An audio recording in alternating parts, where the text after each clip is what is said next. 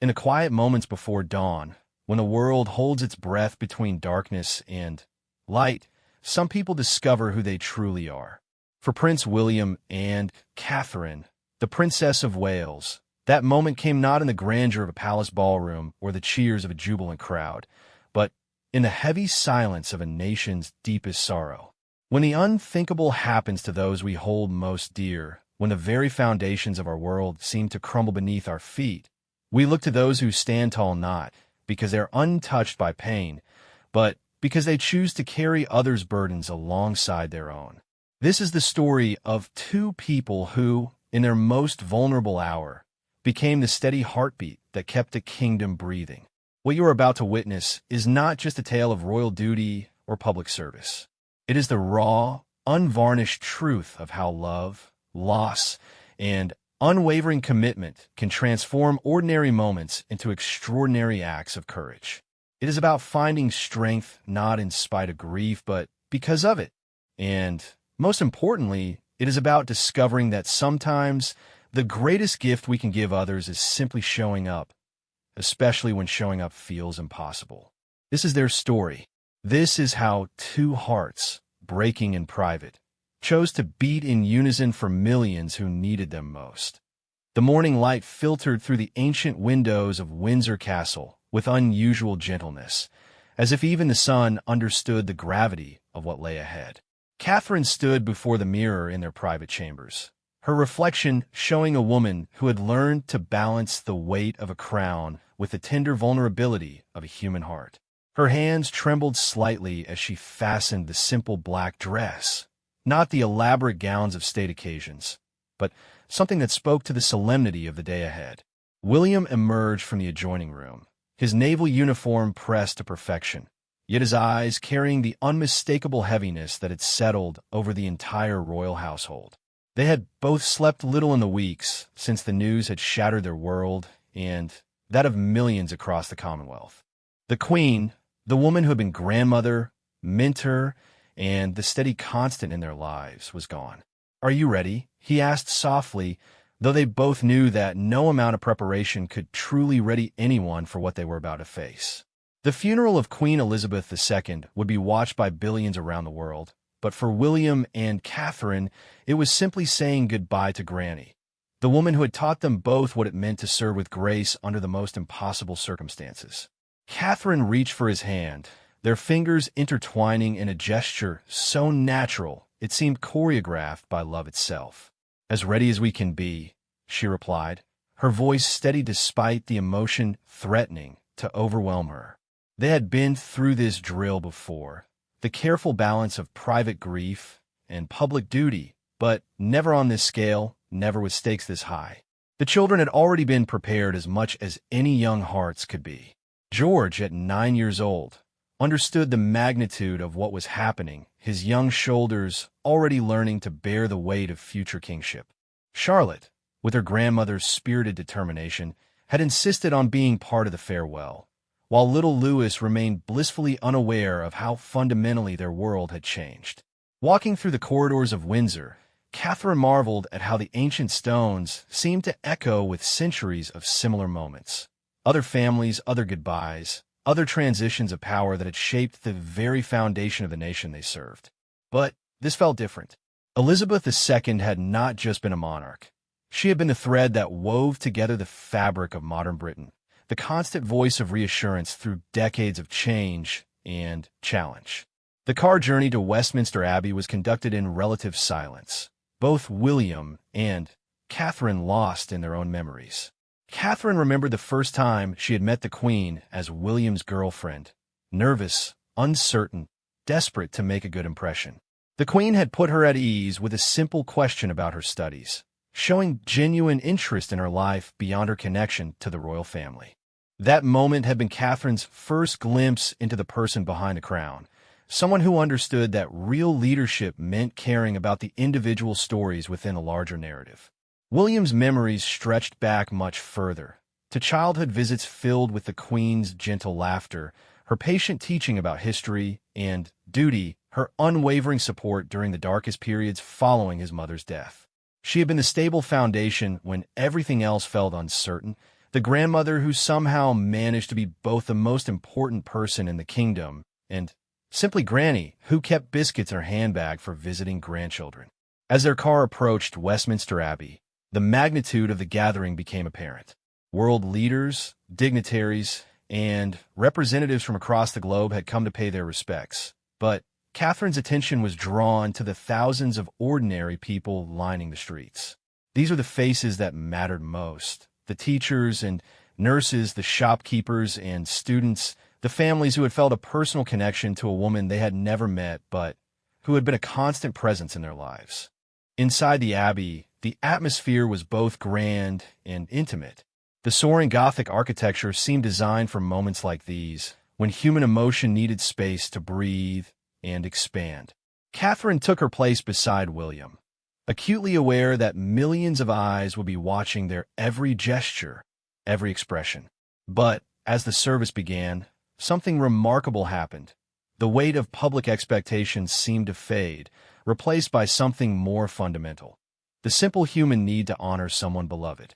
The Archbishop's words filled the ancient space, speaking of service, dedication, and a life lived in faithful commitment to others. Catherine found herself thinking not of the Queen's public achievements, but of smaller moments. The way she had quietly supported Catherine through her early struggles with media attention, her gentle advice about balancing public duties with family life, her evident delight in her great-grandchildren. When it came time for the readings, William's voice carried clearly through the Abbey as he spoke words that seemed to capture not just his grandmother's legacy, but the value she had instilled in all of them. She was our constant, our guide, and our inspiration. In her service to others, she showed us the true meaning of love in action. Catherine watched as emotion played across the faces of world leaders and ordinary citizens alike.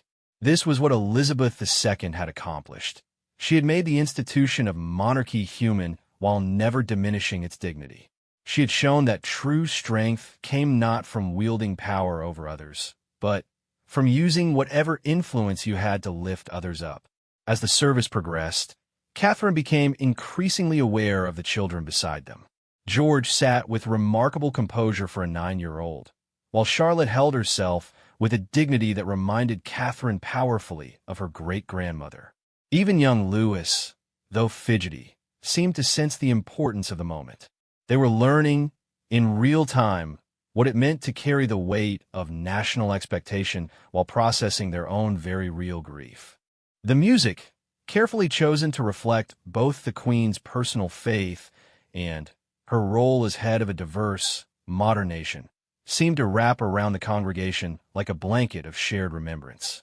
Catherine found herself humming along to hymns she had learned not in childhood churches, but in the royal residences where the Queen had quietly passed on traditions that stretched back centuries.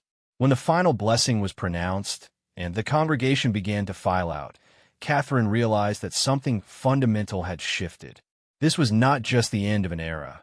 It was the beginning of a new chapter in which she and William would be called upon to embody the same qualities they had so admired in the Queen. The thought was both terrifying and inspiring. As they prepared to leave the Abbey, William squeezed Catherine's hand once more. In that simple gesture was acknowledgement of the journey they had traveled together and the path that lay ahead. They had entered this day as the Duke and Duchess of Cambridge. They would leave as the Prince and Princess of Wales, inheriting not just titles, but the profound responsibility of serving as bridges between the monarchy and the people it existed to serve. The crowds outside had grown even larger during the service, their faces reflecting the same mixture of grief and gratitude that Catherine felt in her own heart. These people had come not just to witness history, but to be part of a collective goodbye to someone who had shaped their understanding of what it meant to serve others with grace and dignity. Walking down the steps of Westminster Abbey, Catherine was struck by the realization that while they were saying farewell to the Queen, they were also stepping fully into their own roles as senior members of the royal family. The woman who had guided them through their engagement, their wedding, their early years of marriage, and their transition to parenthood had given them all the tools they needed. Now it was time to use them. The late afternoon sun, cast long shadows across London as their car began the journey that would take them to the final, most private moments of farewell. But already, Catherine could feel something new taking shape, not just in her own heart, but in the collective spirit of the people they had sworn to serve. The Queen's legacy would live on not just in the institution she had protected and nurtured, but in the way her example had shown them all how to find strength in service, dignity in difficulty, and hope in the midst of even the deepest grief. The processional route from Westminster Abbey to Windsor Castle stretched like a river of collective memory through the heart of London. Catherine sat beside William in the car that followed the gun carriage bearing the Queen's coffin, watching as thousands upon thousands of people lined the streets in spontaneous tribute. What struck her most was not the formal ceremony of it all, but the deeply personal nature of the goodbye she witnessed on every face they passed. There was the elderly woman in a wheelchair, draped in a Union Jack blanket, tears streaming down her cheeks as she clutched a small framed photograph, perhaps of a husband who had served in the war, when the Queen had been a young princess learning what it meant to lead a nation through its darkest hours. There was the young mother holding a toddler on her shoulders, both wearing matching pearl necklaces in tribute to the Queen's signature style. The child's wide eyes taking in a moment she would remember for the rest of her life without yet understanding its significance. William's profile was etched in quiet concentration as he watched the same scenes unfold. Catherine knew he was processing not just his own grief, but the weight of what he was witnessing, a nation's love affair with his grandmother, expressed in the most authentic way possible. These weren't ordered crowds or carefully orchestrated displays of respect. These were people who had chosen to stand for hours, some through the night, simply to be present for this moment. "Look there," William murmured, nodding toward a group of uniformed school children who had clearly been given special permission to leave classes for the day. Their teachers stood behind them, some visibly emotional, all of them understanding that they were participating in something their students would tell their own grandchildren about someday. The children held handmade signs with messages like "Thank you, Your Majesty," written in careful, practiced letters, their young faces solemn with the importance of the occasion. Catherine's throat tightened as she noticed how many people were holding flowers, not expensive formal arrangements, but simple bouquets from their own gardens, daisies picked by small hands, roses carefully chosen, and wrapped in newspaper. These gifts would be collected later by royal staff, but Catherine knew that wasn't really the point. The flowers were symbols of something deeper, the desire to give something of themselves to honor someone who had given her entire life to them. As their car moved slowly through the streets, Catherine found herself making eye contact with individual faces in the crowd, each one telling its own story. An elderly man in military dress uniform stood at perfect attention, medals catching the afternoon light, his final salute to a commander-in-chief who had honored his service for decades. A group of nurses still in their scrubs, having finished night shifts to be present for this moment, held a banner reading, "Our constant through every crisis," a tribute to the Queen's unwavering presence during the pandemic and countless other challenges the nation had faced.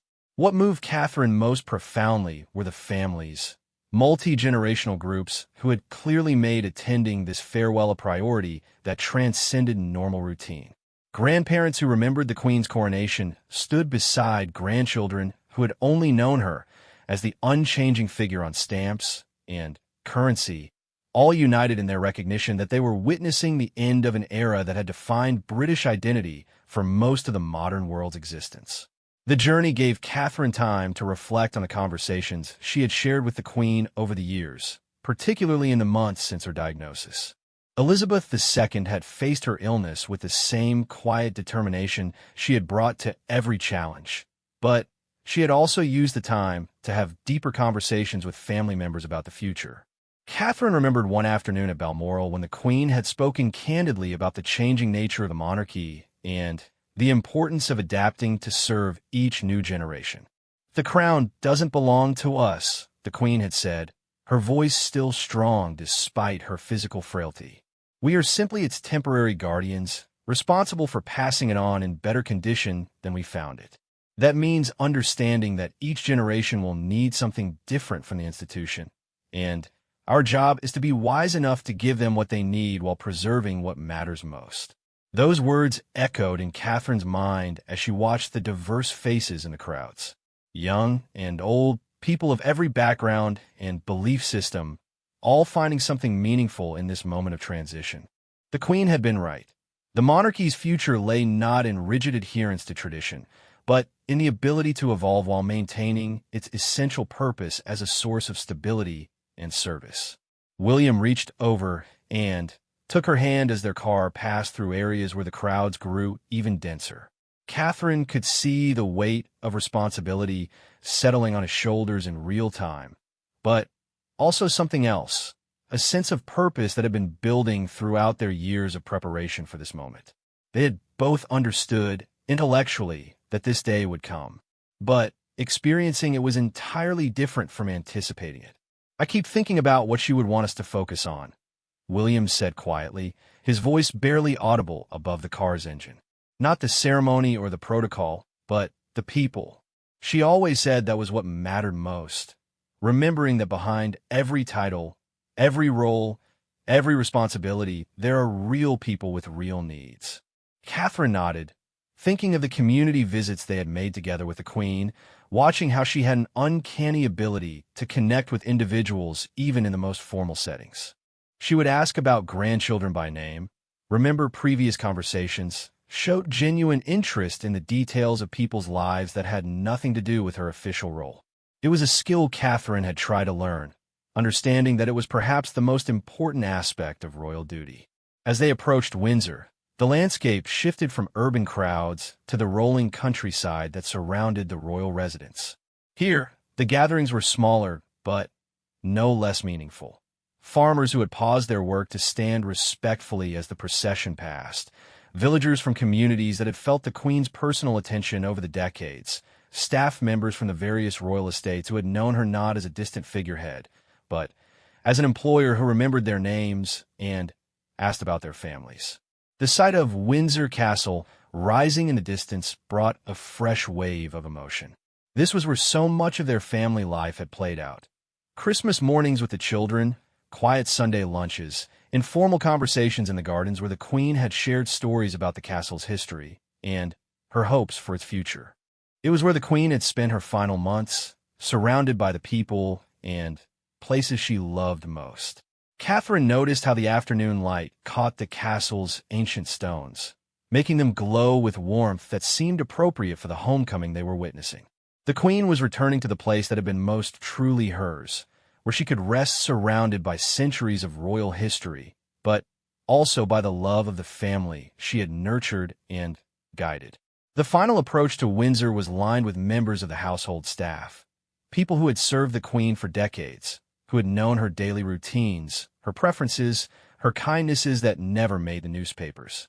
Their faces reflected not just professional respect, but genuine affection for someone who had been a constant presence in their working lives, a leader who had never forgotten that the grandest institutions depend on the dedication of individuals doing their jobs with care and pride. As their car passed through the castle gates, Catherine felt a shift in the energy around them. The public part of the farewell was concluding. What came next would be more intimate, more personal, more focused on the family relationships that had sustained them all through this difficult transition. But the journey through London had reminded her that their grief was shared by millions, that the Queen's legacy lived not just in official records, but in the hearts of people who had found inspiration in her example. The late afternoon sun was beginning to set as they arrived at Windsor, painting the sky in shades that seemed chosen specifically for this moment of transition. Catherine stepped out of the car, feeling changed by what she had witnessed during the long journey from London. She had seen firsthand the deep connection between the monarchy and the people it served, had felt the weight of expectation and love that now rested on her and William's shoulders. But more than that, she had gained a clearer understanding of what the Queen had really accomplished during her remarkable reign. It wasn't just the ceremonial duties or the constitutional role, important as those were. It was the way she had managed to be simultaneously majestic and approachable, traditional and adaptable, constant and evolving. She had shown that true leadership meant being whatever your people needed you to be, while never losing sight of your core values and commitments. Walking into Windsor Castle for what would be the Queen's final night there, Catherine felt ready for the more private farewells that lay ahead. The public had said goodbye along the streets of London. Now it was time for the family to say theirs. But the memory of those thousands of faces, each one reflecting genuine love and gratitude, would stay with her always, a reminder of the profound responsibility she and William had inherited, and the deep well of public affection and support they could draw upon as they worked to honor the Queen's legacy in their own service to the nation.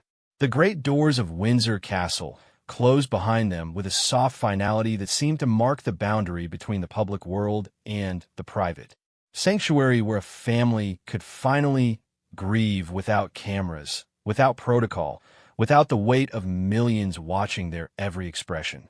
Catherine felt her shoulders relax for the first time in hours as they walked through corridors that held decades of family memories, where the formal portraits gave way to casual photographs, and the grand furniture was marked by the comfortable wear of actual daily life.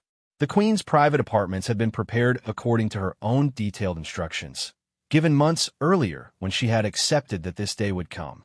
Always practical, always thinking ahead, she wanted to spare her family the additional burden of making decisions while processing their grief. The rooms retained her personal touch, the family photographs arranged just so on side tables, the books she had been reading marked with ribbon bookmarks, the comfortable chairs positioned to catch the best light for her evening correspondence. William stood in the doorway of his grandmother's sitting room, his formal composure finally beginning to crack. Catherine watched as he took in the familiar details, the reading glasses folded neatly on the small table beside her favorite chair, the half-finished jigsaw puzzle she had been working on during quiet evening hours, the basket of correspondence from children around the world that she had insisted on answering personally, even in her final weeks. She was still writing thank you notes last week, he said, his voice thick with emotion. Even when she could barely hold the pen, she insisted on personally responding to birthday wishes and condolence letters. She said it was important that people knew their kindness had been received and appreciated. Catherine moved to stand beside him, her arms slipping naturally around his waist in the kind of casual comfort that their public roles rarely allowed. This was the man she had married, not the future king or the public figure, but the grandson who was struggling to process the loss of someone who had been both mentor and beloved family member. She had watched him prepare for this day throughout their relationship, but preparation and reality were entirely different experiences. The children appeared in the doorway, having changed out of their formal clothes into the comfortable play clothes that their great-grandmother had always encouraged them to wear during castle visits. George carried the small wooden horse that the Queen had given him on his 5th birthday, while Charlotte held the pearl bracelet she had received for her 7th. Even Louis, at 4, seemed to understand that something fundamental had changed, staying closer to his parents than his usual independent nature typically allowed. "Where's Gone?" Louis asked, using the family nickname that had emerged when he had struggled to pronounce great-grandmother as a toddler. The Queen had been delighted by the informal address, insisting that all the great-grandchildren use it because it made her feel more like a regular grandmother than the sovereign of 16 nations. Catherine knelt down to Louis's eye level, choosing her words carefully. The Queen had been very specific about how she wanted the children to understand death as a natural part of life, not something to be feared, but also not something to be dismissed or explained away with euphemisms that might confuse young minds. Gone has died, sweetheart," Catherine said gently. "That means her body stopped working, and she can't be with us anymore the way she used to be. But all the love she had for us, and all the love we have for her, that stays with us always." George, older and more aware of the broader implications, asked the question that Catherine knew was weighing on all their minds. "Does this mean Papa will be the king now?" William joined them in the small circle they had formed, his own grief temporarily set aside to focus on helping his children process what was happening to their family. "It does," he said simply. "Someday, when I'm much older, that will be your responsibility too." But for now, we're just a family saying goodbye to someone we loved very much and trying to figure out how to honor her memory. The informal family meeting that followed was unlike anything the outside world would have expected from the royal family in the immediate aftermath of such a significant transition. They sat on the floor of the Queen's sitting room, sharing memories and looking through photo albums that chronicled not grand state occasions, but family holidays, casual moments, the everyday interactions that had shaped their relationships with the remarkable woman they had lost. Catherine found herself thinking about the evolution of her own relationship with the Queen, from the nervousness of early encounters to the comfortable familiarity of recent years. She remembered the Queen's gentle guidance during her early struggles with media attention, her practical advice about balancing public duties with family life, and especially her unwavering support during Catherine's difficult pregnancies and the challenges of raising children in the unique circumstances of royal life. She told me once that the hardest part of being queen wasn't the ceremonies or the meetings with world leaders, Catherine shared with the family. It was learning to be herself while also being the symbol that people needed her to be. She said the trick was remembering that at the end of the day, symbols are only powerful if there's something real underneath them. William nodded, clearly remembering similar conversations. She used to say that the crown was just a hat that came with homework, he added, earning small smiles from the children. Her homework was taking care of everyone else, but she never wanted us to forget that underneath the homework, she was still just Granny who kept sweets in her handbag and liked to watch television mysteries. As evening fell, other family members began arriving for the private gathering that would precede the next day's committal service at St. George's Chapel. King Charles, now carrying the weight of immediate succession, moved through the rooms with the measured pace of someone still adjusting to the fundamental shift in his identity. And the Queen's only daughter brought with her the practical energy that had made her one of the hardest working members of the royal family, already focused on the logistics of transition while still processing her personal loss. Catherine watched these family dynamics with the perspective of someone who had married into this extraordinary situation, but retained the observational skills of her more ordinary upbringing. What struck her most was how, despite the unique circumstances of their loss, the basic patterns of family grief were entirely recognizable. There were tears and laughter in equal measure, stories that had been told countless times but needed telling again, small arguments about logistics that were really about processing stress and emotion. The dinner that evening was held in the Queen's private dining room, using the informal china that she had preferred for family meals. The conversation ranged from practical matters, the logistics of the following day's service, the transition of official duties, to deeply personal memories that revealed aspects of the Queen's character that the public had rarely seen. Her dry sense of humor, her love of practical jokes, her genuine curiosity about the lives of people she met during official engagements. She kept a notebook and revealed during dessert, where she wrote down personal details about people she met repeatedly, names of children, important anniversaries, health concerns. She would review it before events, so she could ask appropriate follow-up questions. She said that remembering the details of someone's life was the least she could do when they had taken time from their own lives to meet her. Catherine thought about the implications of that notebook. Thousands of personal connections maintained across decades of public service, each one representing the Queen's commitment to treating every individual she encountered as worthy of genuine attention and care. It was a level of personal investment that went far beyond the requirements of her official role, but it explained why so many people felt a real relationship with someone they had met perhaps once or never met at all. As the evening progressed, and the children were eventually taken to bed, the adult conversation became more focused on the immediate future.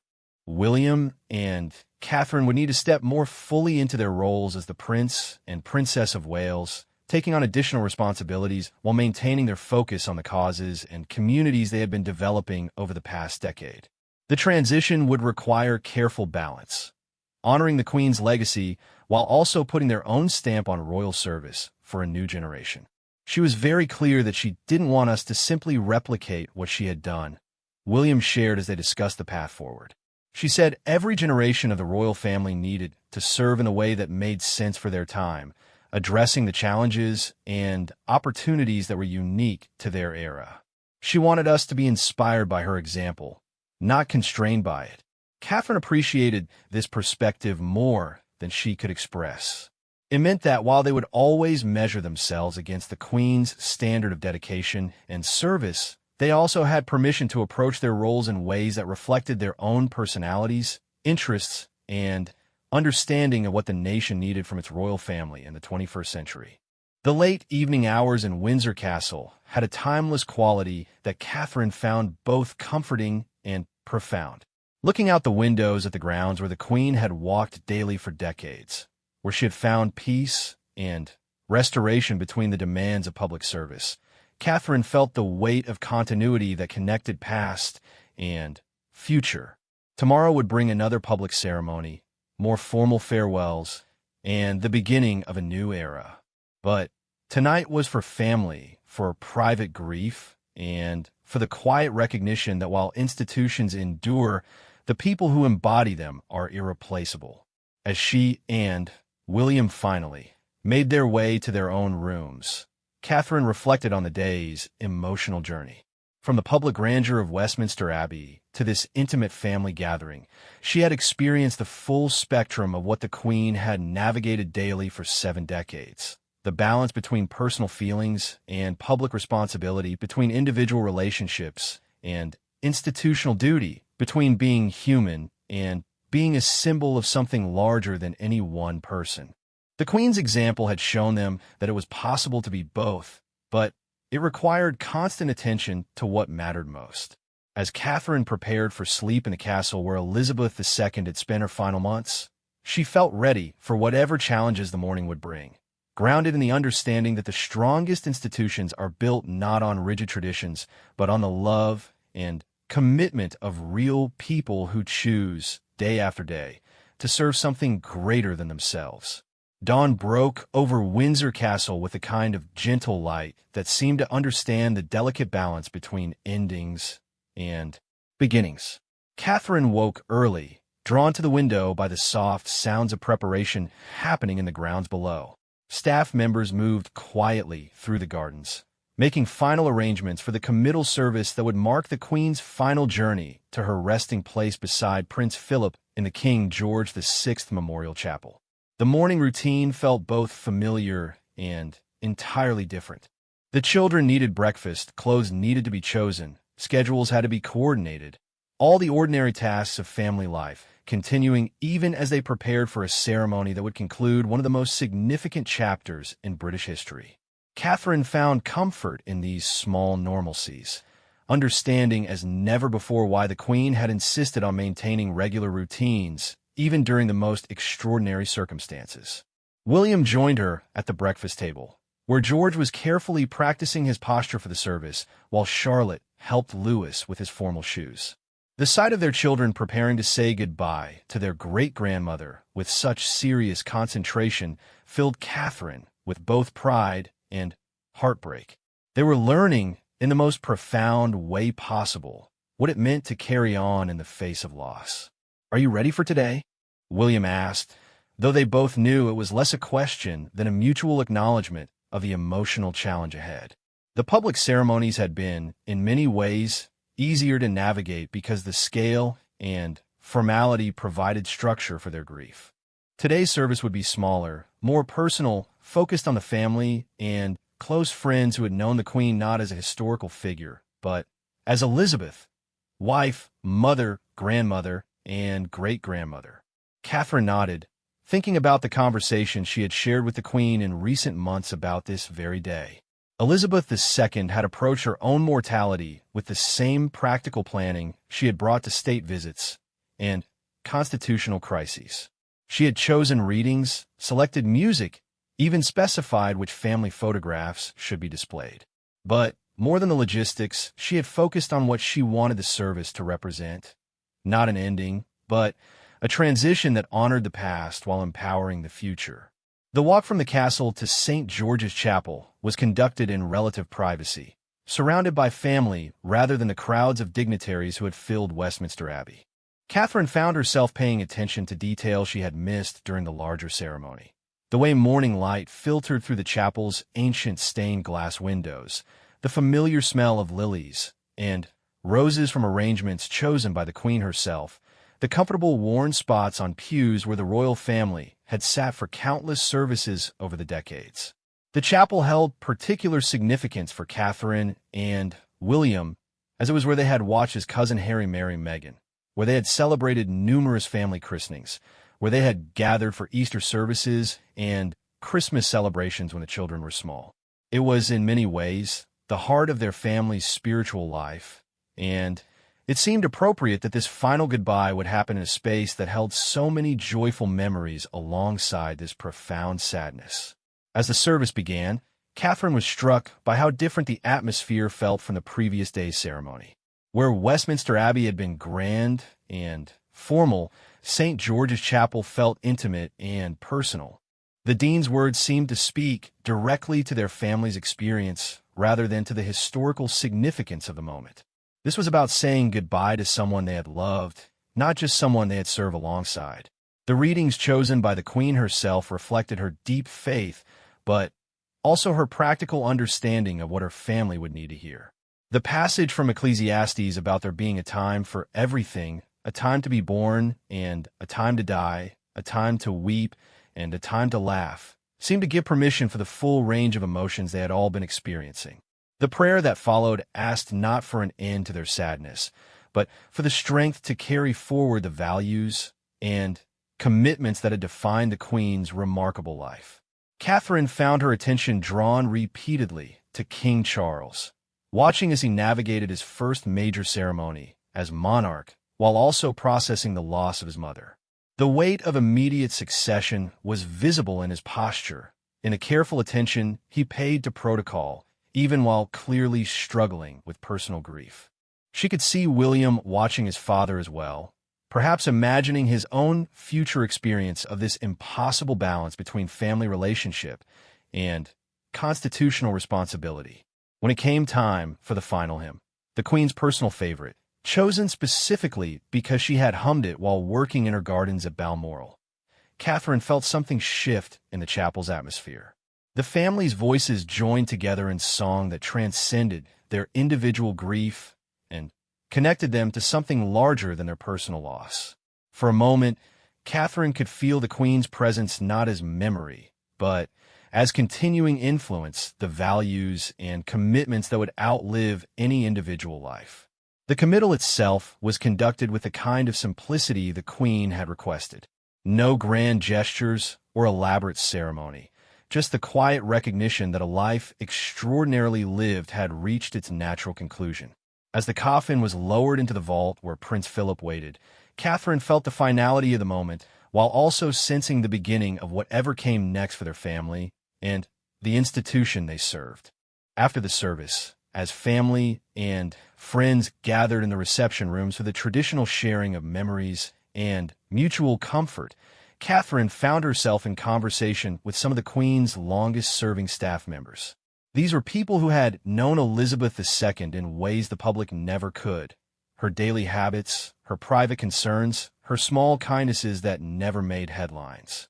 Their stories painted a picture of someone whose public dignity was matched by private thoughtfulness, whose sense of duty extended to remembering birthdays and asking about grandchildren. She was always most herself in the early morning hours, shared her long-time lady-in-waiting. Before the official day began, she would walk through the gardens or sit with her correspondents, and those were the times when you could see how much she genuinely enjoyed the quieter aspects of her role. She loved the letters from school children, especially the ones with drawings or handmade gifts. She kept a special box for those, and would look through them when she was feeling discouraged about more difficult aspects of royal duties. These glimpses into the Queen's private character were gifts that Catherine treasured, understanding that they provided insight into how to maintain authenticity and personal connection while carrying the weight of institutional responsibility. The Queen's ability to find genuine joy in the human connections that came with public service had clearly been central to her ability to sustain her commitment across 7 decades of changing circumstances. As the afternoon progressed and extended family members began departing for their own homes and responsibilities, Catherine found herself alone with William and the children in one of the castle's smaller sitting rooms. The formal aspects of the farewell were complete, but the real work of processing their loss and moving forward was just beginning.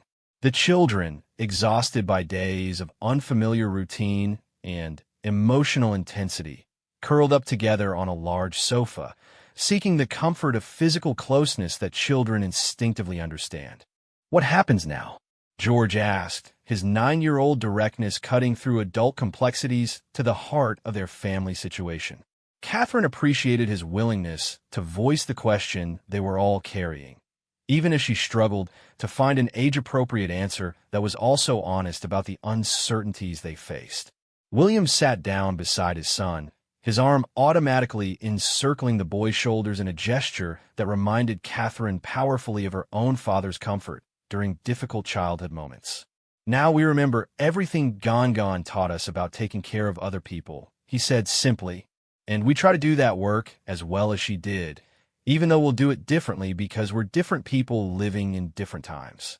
Catherine watched this interaction with profound appreciation for the way William was helping their son process not just personal loss, but the broader implications of royal succession. George was beginning to understand that his great-grandmother's death meant changes in his own future responsibilities, but William was helping him see those changes as opportunities to serve rather than burdens to carry. The conversation that followed was one that Catherine knew she would remember for the rest of her life, as they talked honestly about the Queen's legacy and what it meant for their family going forward. The children asked questions that ranged from practical concerns about Christmas traditions to deeper wondering about what it meant to serve other people before yourself. Catherine found herself sharing stories about her own family's values, drawing connections between the Queen's example and the principles she had learned from her own parents about treating others with respect and kindness. As evening approached, and they prepared to return to their own home, Catherine took a final walk through the rooms where the Queen had spent her last months. The personal photographs remained in place, the books still marked with bookmarks, the comfortable furniture arranged exactly as Elizabeth II had preferred it. But already, Catherine could sense the beginning of transition, the gradual shift from mourning what had been lost to building upon what had been given. Standing in the Queen's private study, looking out at gardens where she had found daily peace and restoration, Catherine made her own private promise. She would honor the Queen's memory not by trying to replicate her approach to royal service, but by bringing the same level of genuine care and commitment to the work that lay ahead. She would strive to connect authentically with the people she met, to remember that behind every public appearance were real individuals with their own stories and needs, to balance institutional duty with family life in ways that honored both responsibilities. The drive home to their own residence was conducted in comfortable family quiet, the children sleeping peacefully in the back seat while Catherine and William processed the emotional intensity of the past several days.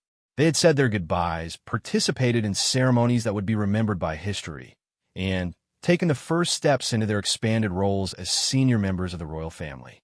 But perhaps most importantly, they had demonstrated to themselves and their children that it was possible to carry on with grace and purpose even in the face of profound loss. As they put the children to bed that evening, Catherine reflected on the remarkable journey they had all taken together. From the formal grandeur of Westminster Abbey to the intimate family moments at Windsor Castle, they had experienced the full spectrum of what it meant to be both a family dealing with grief and public figures serving a nation in mourning. The Queen's example had guided them through every step, showing them how to balance personal feelings with public responsibility, how to find strength in service to others, and how to honor the past while building toward the future.